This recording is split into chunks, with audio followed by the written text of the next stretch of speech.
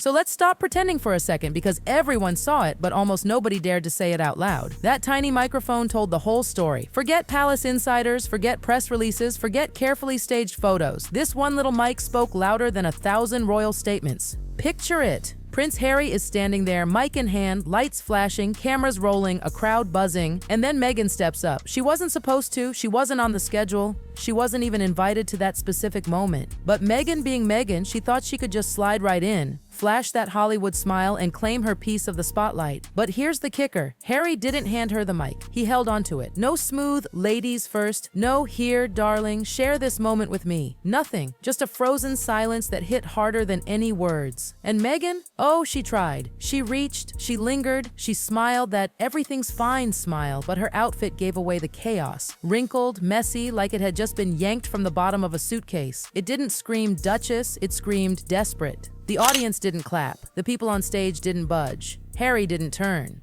The mic stayed in his hand like it was glued there. And in that awkward silence, something shifted. That wasn't just a husband ignoring his wife. That was a man reclaiming his space, refusing to play along in her endless performance. And Meghan? She was left standing there, awkward, unwanted, the uninvited extra in a movie she desperately wanted to star in. The second Meghan touched Harry's shoulder, you could see it in his face, that look of, oh no, not again. It wasn't joy, it wasn't pride, it was dread. The whole vibe changed instantly. The crowd, the team, even Harry himself, everyone froze. Meghan tried to stand tall, plastering on that wide smile, acting like it was perfectly natural for her to be there. But the silence said otherwise. Cameras rolled, flashes popped, and yet not a single clap broke the air. Harry just kept going with his speech, mic clutched tight, like he wasn't even aware of her presence. And eventually, Meghan realized it. She wasn't part of this scene. She wasn't needed. Slowly, awkwardly, she slipped off the stage,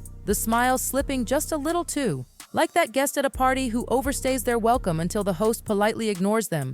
But ask yourself, why isn't this everywhere? Why aren't the headlines blasting it across the globe? We all know why. Because this doesn't fit the fairy tale the press has been force-feeding us. They'd rather keep the power couple narrative alive than show the cracks right in front of their faces. And when Meghan stormed off, that's when the mask truly cracked. Sure, on camera she walked away with a smile, but behind the curtain, witnesses say that smile melted like cheap wax. No more Hollywood charm, no more Duchess grace, just frustration, annoyance, maybe even fury. It wasn't a table-flipping tantrum, no. Meghan's too calculated for that in public. But it was the quieter, sharper kind, the too wide smile, the too long stare, the stiff posture that screams, I didn't get what I came for. And poor Harry. Imagine what that car ride home looked like. Do you honestly think he escaped that awkward silence? Oh no. He got an earful, no doubt. This wasn't just an awkward stage moment. This was a marriage playing out in real time with the world as their audience. One partner scrambling for relevance, the other exhausted, caught in a tug of war he clearly doesn't want to fight anymore. Now, while all of this awkward theater was unfolding in front of the cameras, something even more telling was happening quietly across the world. Ukraine, yes, the government of Ukraine, addressed Prince Harry as His Royal Highness in official correspondence. Wait, isn't that the title he supposedly lost? Wasn't the palace done with all of that? Yet here it was, printed in black and white, in the language of protocol that never makes mistakes. And what did Buckingham Palace do? Nothing. No corrections, no clarifications, no sternly worded press release, silence. And silence, when it comes to the royals, isn't random. It's calculated. It's permission by omission. The palace could have shut that down in a heartbeat if Harry was really out, but they didn't. Which means what? That he's not as exiled as Meghan likes to make people believe. That the palace is still keeping him close, just close enough to use when it suits them, but never close enough to let Meghan in. This right here is the brutal truth. Harry is stuck between two worlds, a man dangling on a thread, one foot in Montecito, one foot still in the monarchy's iron grip. And Meghan, she knows it. That's why she keeps forcing herself into moments that aren't hers. She can feel her grip slipping. Let's talk about that infamous Kevin Costner event. Oh, this was the night Meghan's whole playbook went up in flames. She wasn't scheduled, she wasn't expected, yet there she was, marching out on stage like she owned the place. Security didn't stop her. Organizers didn't intervene, but you could feel the tension. The audience froze, the host froze, even the cameras seemed confused. And Meghan, she turned that too wide smile up to full blast, hoping someone, anyone, would clap. But no one did. It was like watching a glitch in the Matrix. Something so off, so unscripted, you couldn't look away. She stood there, waiting for the spotlight to follow, but it didn't. The energy was flat. The applause never came. The only thing louder than the silence was the awkwardness hanging in the air, and when she finally stormed off, that wasn't an exit, that was a message, a stomp, a silent tantrum, a how dare you not notice me kind of moment. Witnesses said that the smile she plastered on melted the second she was out of camera range. That's Meghan in a nutshell. On stage, the perfect duchess. Backstage, the fury of someone who realizes the world isn't buying the act anymore. And Harry?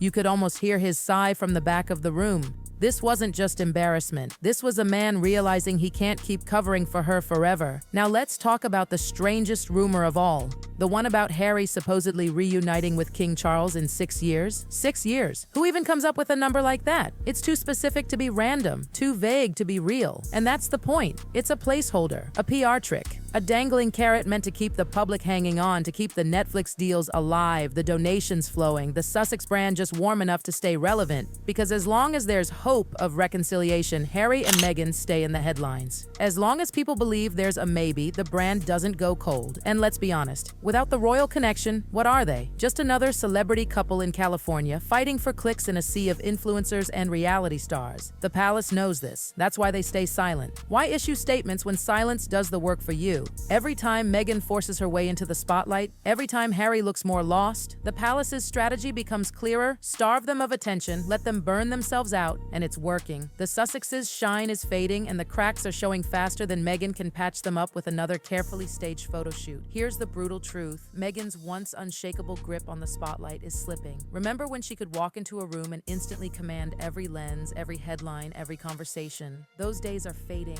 fast. Now when she steps onto a stage uninvited, people don't gasp in admiration. They tilt their heads in confusion. The sparkle that once made her untouchable is dimming, replaced by tension, awkwardness, and forced smiles. It's not magic anymore, it's a performance. And worse, it's a performance that nobody's buying.